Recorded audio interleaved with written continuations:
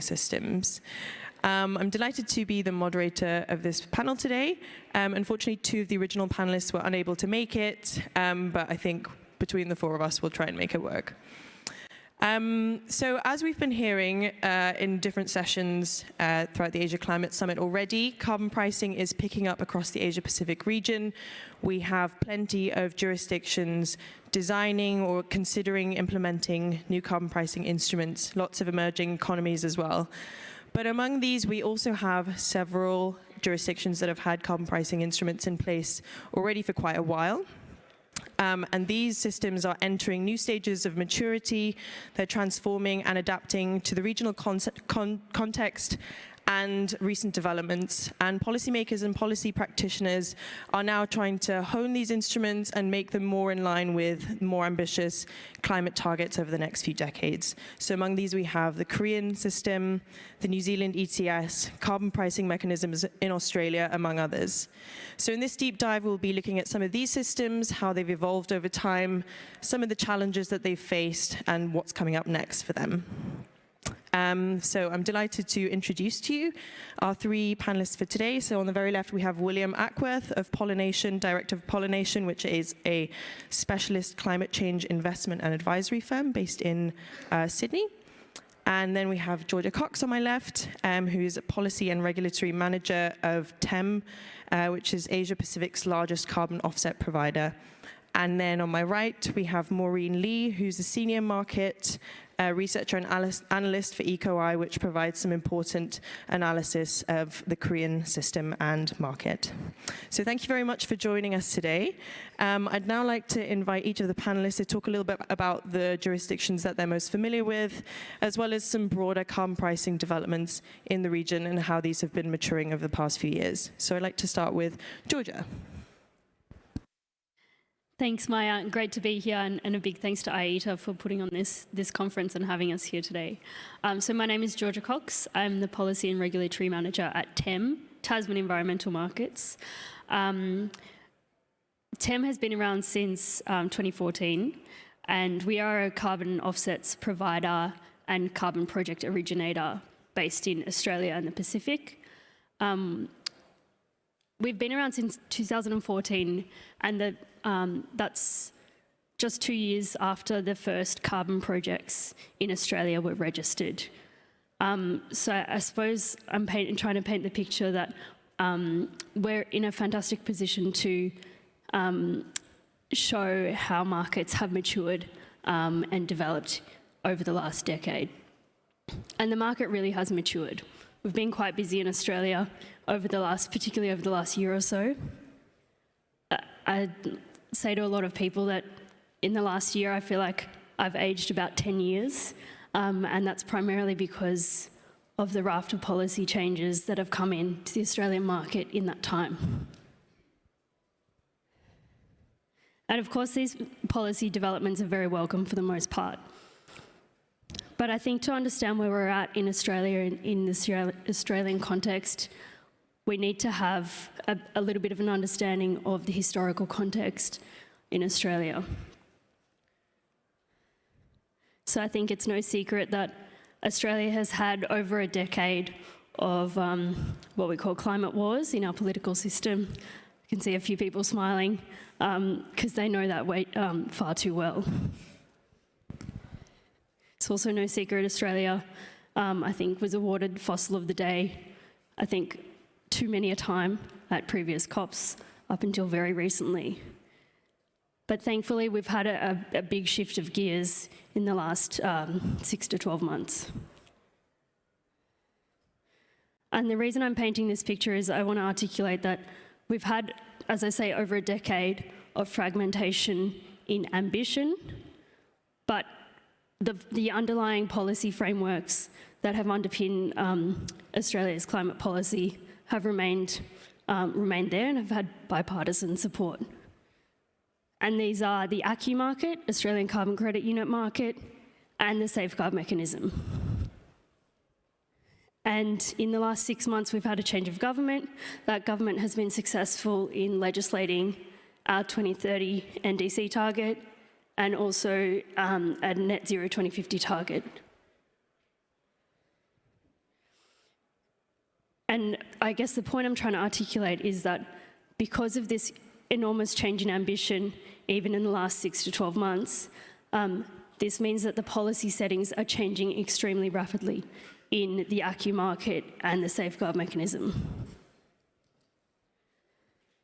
And just to paint the picture of how busy we have been in the Australian market over the last 12 months, I'd say, from a policy and regulatory standpoint, we've had, I'd say, at least 5 major policy changes come in one after the other, and they're still coming in thick and fast. So I can provide a little bit more colour and detail to those as we go on. Thanks, Maya. Very much. Thanks, Georgia. I think it's pretty clear to see that there's been quite a lot of stop and start with the Australian system. And as far as I'm aware, in Australia, we have not a traditional emissions trading system, not a carbon tax, but what's called the Australia Safeguard Mechanism. What would you say were some of the key considerations in choosing this kind of carbon pricing instrument for Australia? Thanks, Maya. I always feel like a bit of a phony when answering a question like this because I haven't been in the carbon market for that long, considering how long we've had these policies. But as I articulated earlier, we've had significant policy instability, political disagreement and fragmentation around climate policy. And what this has meant is that carbon tax has become a dirty word, a no-go zone for politicians. And so politicians and policymakers had to find another way around it. So we did have a carbon tax, a carbon pricing scheme, and it didn't last very long. So the scheme that we have now is we have the ACCU market, which has historically been bolstered by the ERF, which is the Emissions Reduction Fund, a $4.5 billion fund that invests in carbon projects. And to ensure that there's no leakage from the abatement that's achieved through that fund or through the ACCU market, we have what's called the safeguard mechanism. And the safeguard mechanism, as the name suggests, is designed to safeguard leakage. And it covers 215 of Australia's highest emitting facilities. And I suppose, circling back to your point, I was having a conversation yesterday with somebody about whether or not Australia's carbon market is compliance or voluntary. Now with the change of government, it's the compliance aspect of the scheme, which is the safeguard mechanism, is ramping up, and we're seeing those legislative changes starting to come into effect in the next 6 months or so. But historically, and still to date, the market is very much driven by voluntary private sector demand. And I think that's really important for people to recognise. I'll leave it there. Thanks a lot. I think also in a lot of these conversations, there's a bit of a narrative about how voluntary carbon markets and compliance markets exist in parallel, but about how also in the future the line between these two will begin to blur, as they say. I'm going to open that question to Maureen and Will as well. How much do you think that this is the case? And if so, how will the two kinds of markets impact each other? Thanks, Maya. So in Australia, I think that there is certainly a blurring of demand for ACCUs. So as Georgia said, it was traditionally a reverse auction that was put in place to purchase abatement, mostly from the land sector. Over the last 10 years, the Australian government has been the primary buyer of those carbon credits, and they've been used towards Australia's national target. And so, but that has been a completely voluntary system. It's voluntary to participate, voluntary to register projects, voluntary to enter those contracts with the government. We're now seeing the more and more corporates commit to net zero targets, which is putting, I think, increased pressure on the ACCU market. We've seen prices rise quite steeply. That has also created the government to step back a little bit. So the impetus of the Emission Reduction Fund is no longer as it was. The big question is then the reform of the safeguard mechanism and what interaction this will have with the ACCU market. I think a lot of there's a lot of vested interest in the ACCU market, I must say, and there's a lot of hope that it'll be the safeguard mechanism will become a strong demand signal for carbon credits in Australia. However, I think it's important to remember that safeguard mechanism is focused on Australia's largest industrial emitters, which have done not very much in terms of, well, there's been not huge impetus from the government to decarbonise for the last decade or so, and so it's a bit of a litmus test now as to really how serious this new sort of wave of climate policy is in Australia, as to how ambitious the safeguard mechanism is and what the connection with the ACCU market is. And you've already kind of touched on this a little bit, but looking ahead now with so many policy changes in Australia, how do you think that the Australian market will evolve over the next year in 2023? And what are some of the key things that you'll be looking out for?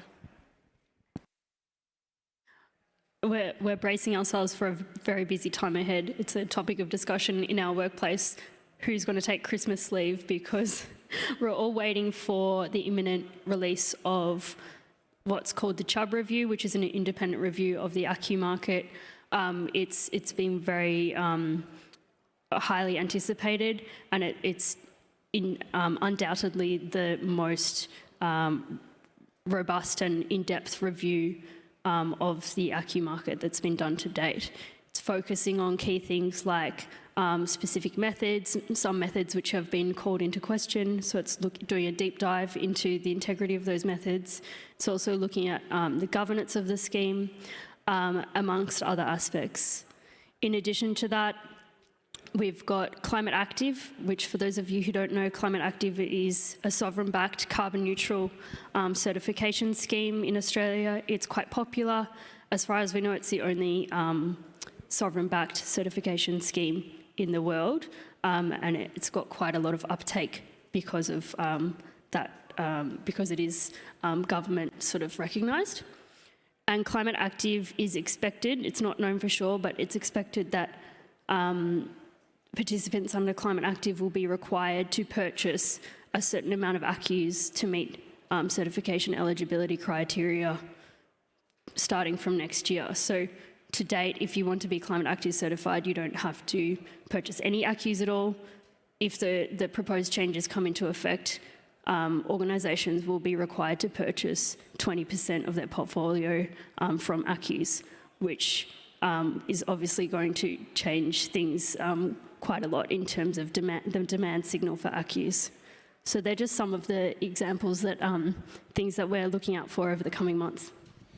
You've got two Australians here, so we'll come to other systems in just a second. But I think that there's been a real focus in Oz, as with elsewhere, on integrity, and the Chubb review is really trying to tackle some of that.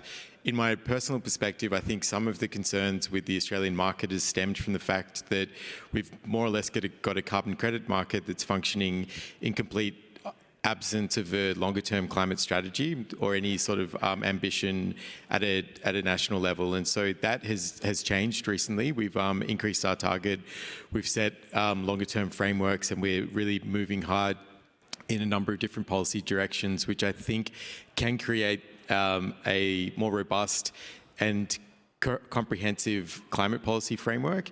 And if that can be achieved, then I feel that the ERF and the carbon credit market will find a bit more of a natural home within a, let's say, more credible long-term policy setting. So that's my real hope, and let's see how the next couple of months go. Thanks so much to the Aussies. Hopefully we'll see some new momentum for Australian climate policy, as you say. I think now it would be good to swivel to somewhere else in the world, maybe to the Korean ETS, which has been in place since 2015. So it's been quite a few years now since it's been in place, been through several reforms, quite some new developments coming out. I wonder if, Maureen, you could elaborate on some of those changes and developments. Thank you, Maya. Thank you to everyone who's joining us here online and offline. I am Maureen Lee from Equai Korea, and we're an environmental consulting firm and also a project developer, offset project developer. And I'm part of Equai's market analysis team, which provides market analysis and market research for the Korean ETS. So right now, the Korean ETS is on its third phase, on its 8th year of implementation. So in 2015, I think we have around nearly 500 companies covered by the ETS, and it has grown to like more than 700 companies from 69 industries as of this year. Prior to COVID, our allowance prices are continuously on the uptrend. And it was due to very severe low market volatility. So it prompted the government to designate new market makers and also introduce stricter carryover restrictions. But then when COVID struck, it caused a huge surplus in the market because of a very lower reduction in emissions, and the government is now introduced additional market makers to absorb those surplus, and also they have allowed the entry of third-party or financials in the market last year. In the previous 2 years, we also had like a very huge climate commitments announced by the government, which was like the legislation of the carbon neutrality law last year and enacted this year. And we also have the announcement of the Korean Green New Deal and the upping of the NDC target from 37% to 40% reduction in 2030 compared to 2018 emissions. So just 2 weeks ago, the government introduced again another set of implementation measures aimed at reforming the ETS. So they have categorized these measures into short-term and long-term. So under the short-term measures, it's mostly paperwork, procedures, and provision of incentives. So the government will provide more incentives and support to SMEs and companies covered by the ETS. They're also going to like streamline and simplify procedures for offset conversion. And under the long-term plan, it's where they're going to make a roadmap for new sectoral targets that will be aligned with the 2030 target, and also increasing the proportion of auction share of the ETS. Under this one, we also have some kind of reward system for companies. So those companies that belong to like 10% of the most efficient companies in their sector will receive additional allowances, and also those companies that are participating in the RE100 will also be recognized for this reduction performance, and they will also have additional allowances. We will also introduce the futures market, which is scheduled by perhaps by 2024, and also expand the participation of third-party companies. Right now, we only have market makers and securities firms that are legislated under the law of Korea, but perhaps in the near future, we'll have carbon management funds, we will have consulting firms and private companies joining this market. So we had a market survey of ETS emitters, and the biggest concern right now that they have is the NDC target of 40% is really quite big for Korea. So, and during this phase until 2025, all the allocations have been distributed to all the companies already. So it will be very complicated to take it back. So we are expecting that the government is going to align all the allocation by phase 4, which will start by 2026. So between 2026 to 2030, that will be the concentration of the bulk of reduction that is required for all the emitters. So these companies are very, very concerned about how they're going to focus, how they're going to have those big reduction in just a few short years. And also there's a concern about the rapid price increases, and also concerns about the failure of having to not achieve the NDC target. But this one is still in constant negotiation with the government about this matter. So probably we're going to have new news to hear early next year or by late next year. And for market expectations, we're right now the prices of Korean allowances is really, really low. But by 2025, we're expecting that prices are going to recover again. And the price trajectory will be around $100 by 2030. So that's how we're looking at it at the moment. Thank you. I think, as you kind of based off your descriptions as well, Korea is a really good example of a system that's dealing with past issues of allocation and aligning some of these things with new and much more ambitious targets. So thank you very much for that overview. From what you've described, and as far as I'm aware, some of the recent reforms that you've mentioned seem to have emerged from a pretty major stakeholder consultation process, and it's still ongoing. How has this worked so far, and what have been some key opportunities and challenges regarding engaging with so many diverse stakeholders, both now and in the past? In the Korean context, the Korean government always has to have stakeholder consultations, especially with the academic sector. It would be major industries plus the academic sector. So this consultation process, I guess the downside would be it's a really, really long process. Sometimes it takes years for them to reach a result. But the good thing about it is once an outcome has been decided, it has covered a lot of matters that is necessary for the ETS to move forward.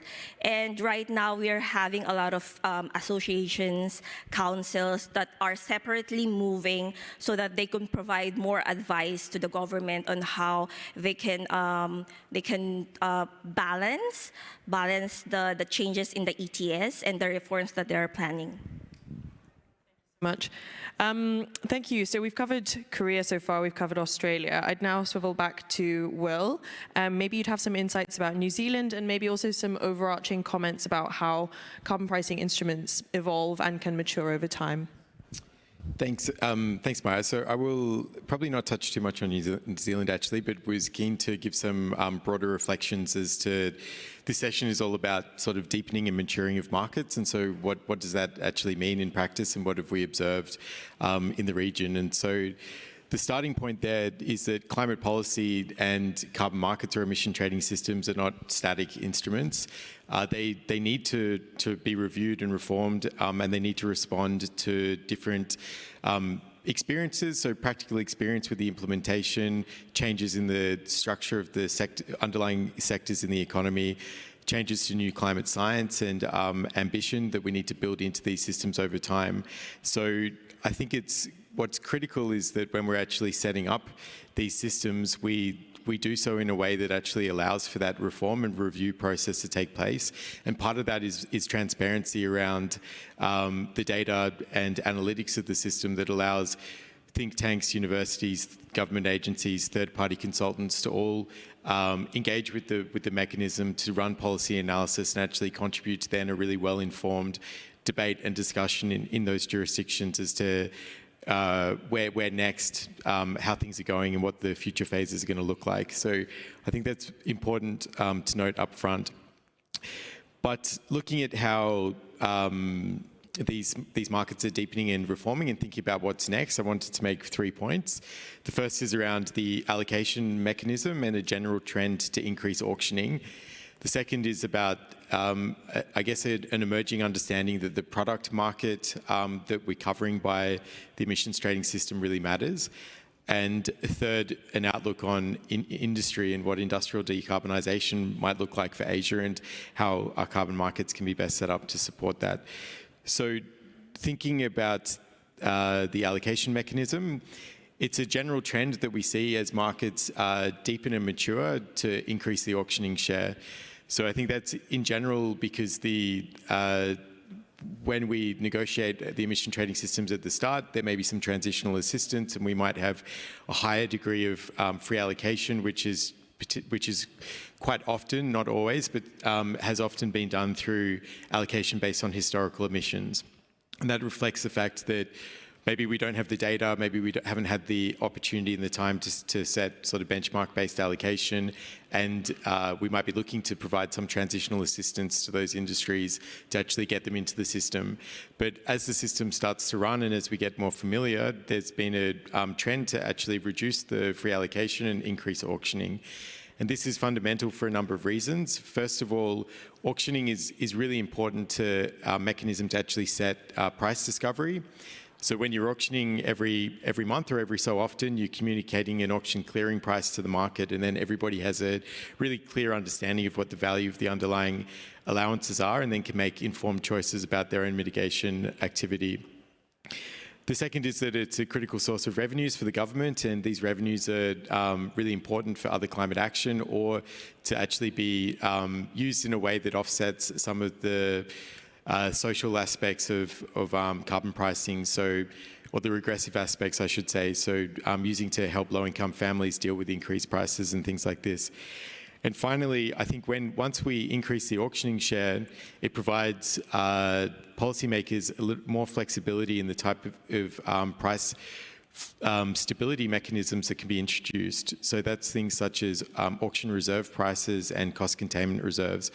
And so one comment on New Zealand is that last year they also increased the auctioning share and did so in a way that they introduced a reserve price at auction and also moved away from a fixed price mechanism to a cost containment mechanism. I'm very, very aware that there's policymakers in the room that can speak much better to this than I am. So look, we can come into this in the discussion. So the next point I wanted to make is that the product market matters, and this is particularly true for the electricity market. So there has been, I think, in Korea and also the Chinese pilots, a deepening of the understanding of the interaction that emissions trading and carbon pricing has in a regulated electricity sector. So in Europe, we have, where the EU ETS was deployed, there's liberalised electricity markets. This means that the price is set in a wholesale market, and that means that the carbon price can enter the electricity price, and it can also impact dispatching decisions.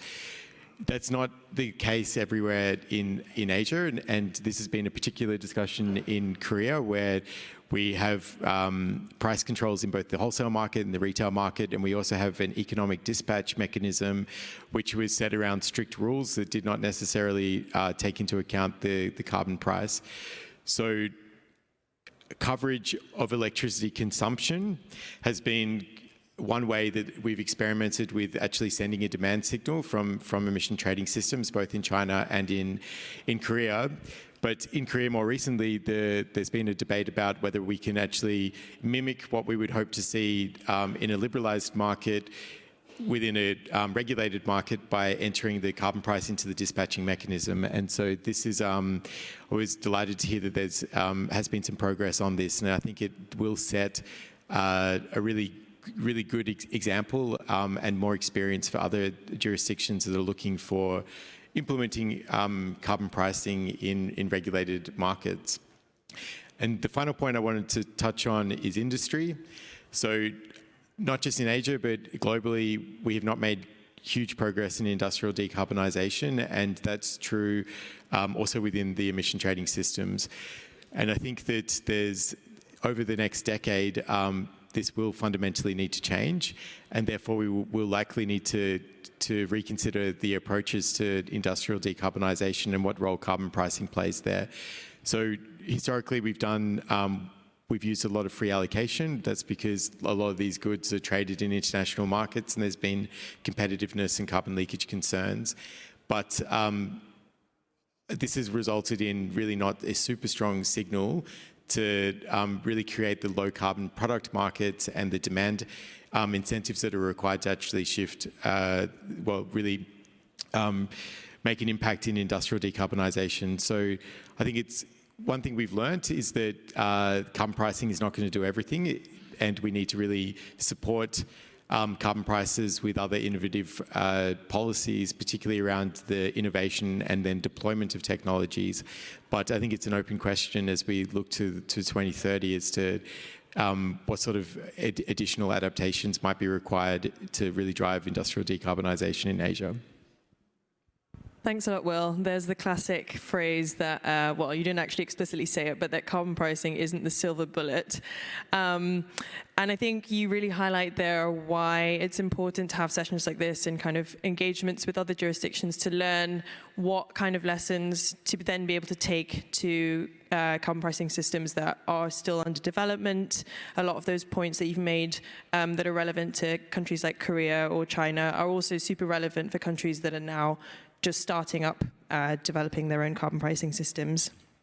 And maybe some of these points are things that jurisdictions that are developing carbon pricing now can weave into their strategies at this point so they don't have to re-strategize later down the line as they see and come across the same kinds of problems. Looking at the time now, I'd quite like to open the floor to questions from the audience, both in this room and online. If you could briefly state your name and affiliation and also keep your questions as brief as possible so we can get through the many that I'm sure will come up. I don't know if there's a mic around.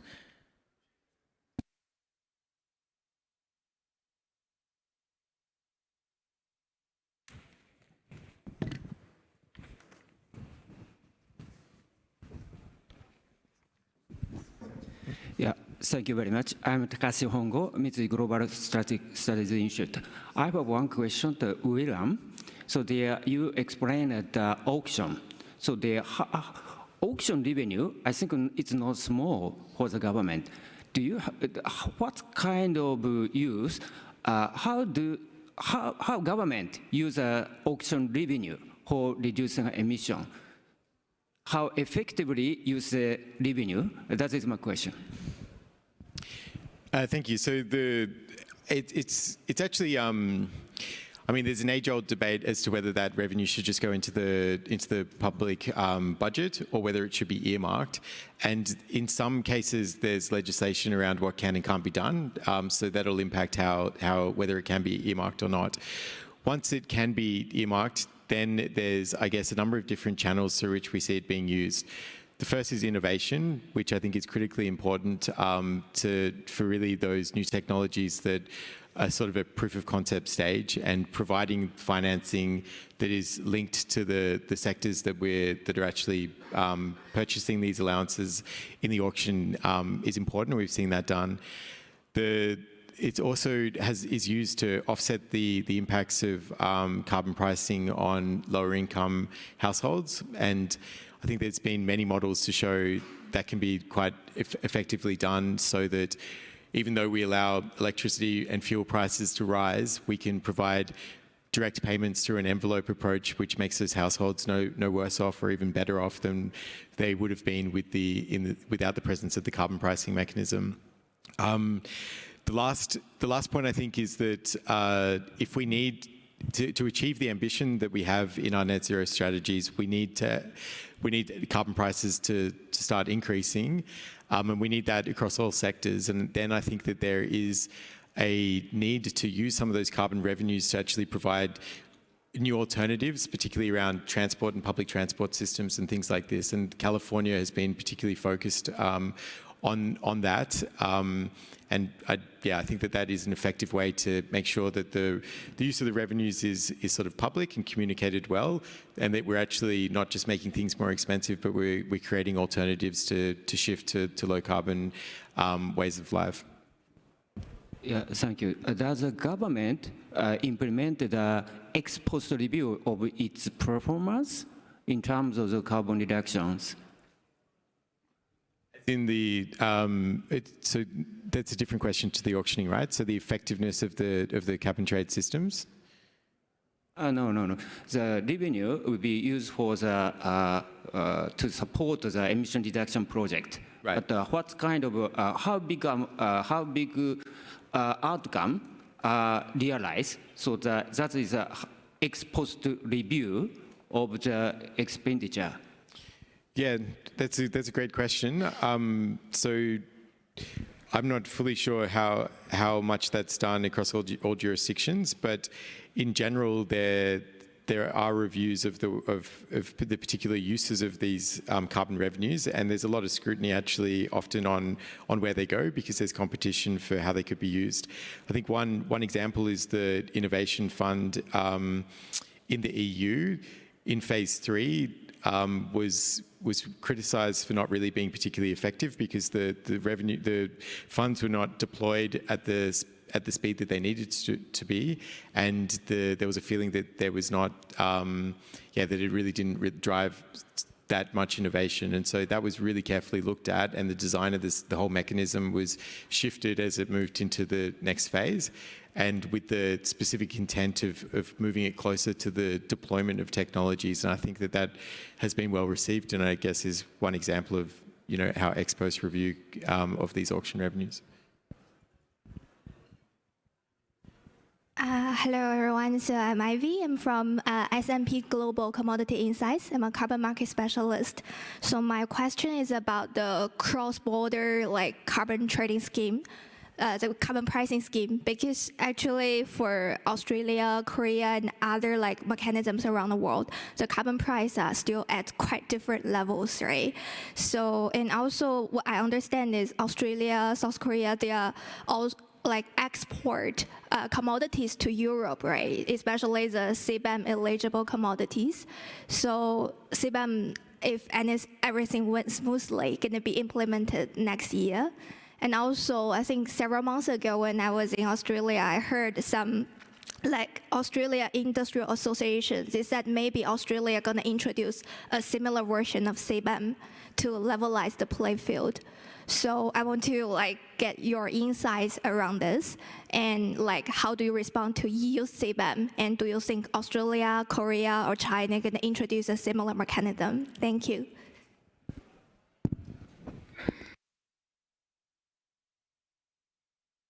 So in case of the Korean ETS, the discussion about the CBAM is really a big deal for Korean companies because we're exporting quite a big amount of steel to the EU.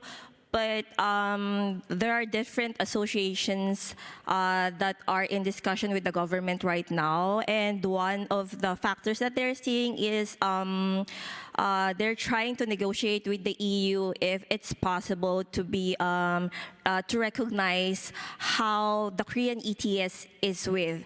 Of course, there's a difference between the KETS price and the EUAs, but then that's where the negotiation starts. And of course, we are doing reforms in the ETS regarding the allocation benchmarking. That's why now, just like the EU, the Korean ETS is looking at recognizing reductions from companies that belong to the 10 most efficient from their sector, and so that's an update on how CBAM discussions are going in the Korean context. I think in Australia, we actually don't export that many commodities that are covered by the CBAM to Europe. So there will be some specific facilities that will definitely be impacted, but in aggregate level, it's not particularly large. There was a debate around whether carbon credits could be used. If you're buying ACCUs in Australia, does that count for against the CBAM? And the European Commission has said in no uncertain terms that no, it won't. So that's good clarity for Australia. But going forward, I think the question is around the safeguard mechanism, and if the reforms of that instrument result in significant costs to the industries that are then covered by the CBAM, then what does that look like, and what does the levelling between those two instruments look like is something I think that will be for future discussion. Thanks, guys. Mark Tilley here from Carbon Pulse. One for Georgia and Will. I was just hoping, curious if you guys gleaned any insight of how emissions-intensive trade-exposed industries would be treated in the safeguard mechanism legislation that just came out a few days ago. And yeah, if there was any sort of hint at how the mechanism treats those facilities. Hi, Mark. Good to actually see you in person after exchanging many an email. My quick answer is I don't believe there'll be significant special treatment for ET companies. I don't know, Will, if you had anything else to add. I'm not sure, to be honest. So at least the consultation paper provided huge optionality to provide a lot of support. And as the legislation, I don't think is going sufficiently into the details to understand exactly how that will be implemented. But I have not combed through it since it was released a couple of days ago. But it is critical because over 50% of those of the facilities covered would be deemed as emission-intensive trade exposed in one way or another. And so this needs to be thought about quite carefully in the broader design of the instrument.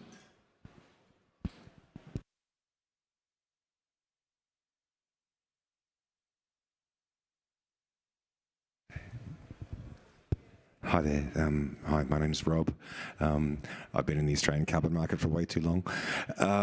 A question about South Korea and Australia, both very export-oriented countries, and we're seeing a lot of demand for some sort of cleaner stuff that we export, with carbon-neutral cargoes or green metals or green chemicals. Do you see that eating up a lot of offsets over time? If that increases, do you feel like that's going to suck in a lot of offset supply from those markets?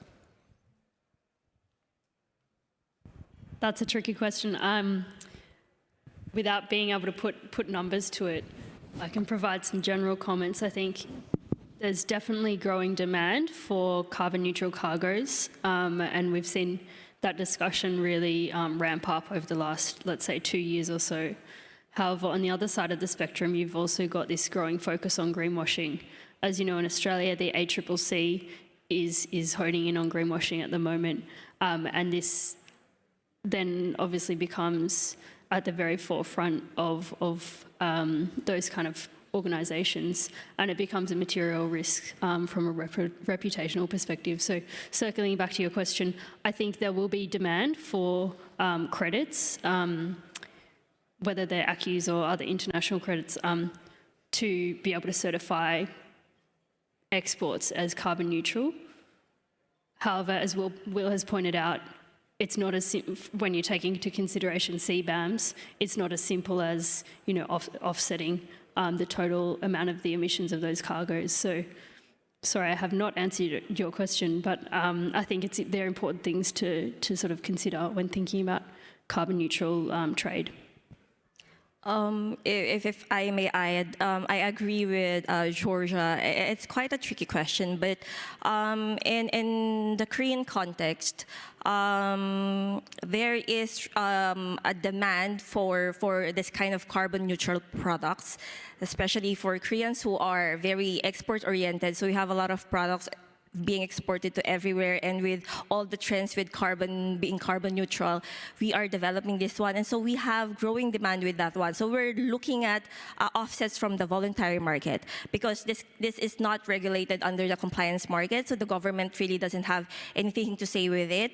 But with the issue of greenwashing, I think there was a big Korean company that did some kind of like carbon neutral LNG or gasoline, and they were like hit by environmentalists and saying, oh, the carbon offset that you have purchased is not from a high integrity project. So that kind of concerns is also quite detrimental to the demand that we're seeing. But yeah, definitely in the future, we're going to see a lot of offsets in this kind of carbon neutral products, and also offsets that is needed under the compliance market. I think we've got time for about one more question. If anyone else has something that they'd like to clarify, or any general comments from anyone in the room or online.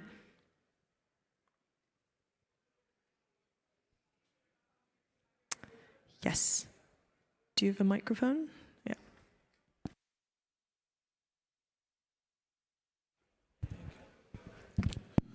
Thank you. Well, Diego Hopkins, Head of Climate Change at Petronas. I would like to ask, Will, you mentioned that we need higher prices. I totally agree with that. But how can we increase carbon prices not affecting the private companies? Is there a way, a safe way to do that? It's a good question. I think the trick is, I mean, it's not setting high prices for the sake of setting high prices. It's setting incentives that are strong enough to help us decarbonize and reach our net zero goals. So in the transition, I think it's fair to say there will be winners and losers, and those that adapt quickly and those that innovate and shift business models to be resilient in a net zero low carbon world will fare better than those that, I guess, are reluctant and resistant to change. But it's also, you know, I think it's becoming increasingly apparent in the policy discussions that it's not just about like taxing high emitting companies and hoping that they make the transition. It's about really supporting industrial sectors within our economies to have a comprehensive set of policies, but innovation and looking for connections within the supply chain so that we get the transition in the complete sense that's required. Yeah, but it's going to be hard.